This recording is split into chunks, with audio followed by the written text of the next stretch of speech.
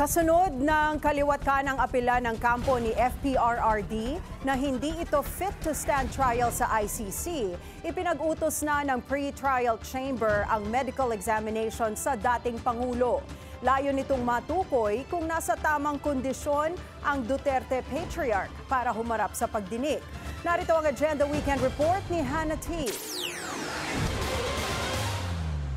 Unfit nga ba si dating Pangulong Rodrigo Duterte para litisin ng International Criminal Court? Yan ang isa sa mga kailangang sagutin habang nasa detention si Duterte. Kaya iniutos na ng ICC ang medical examination para sa kanya. Panel ng independent experts sa forensic psychiatry, neuropsychology at neurology ang naatasang mag-assess sa kondisyon ni Duterte at magrekomenda ng mga kinakailangang special measures sa mga nakatakdang pagdinig. Inaasahang makapag-report ang panel na ito sa October 31 at may karapatang mag-comment ang defense at prosecution hanggang November 5. Layo ng medical exam protektahan si Duterte sa isang fair trial. Matatandaang unanimously, dininay ng ICC ang request ng kampo ng dating Pangulo sa kanyang interim o temporary release. Ilan sa mga dahilan ay ang pag-undermine umano ng kanyang pamilya sa korte na naniniwalang siya ay kinidnap at hindi inaresto. Sabi pa ng ICC noon, posibleng flight risk si Duterte, lalo na't malawak ang impluensya nito na anilay may history of threatening witnesses. Una na ring inilahad ng kanyang pamilya at mga kaalyado na harmless naman ang dating Pangulo.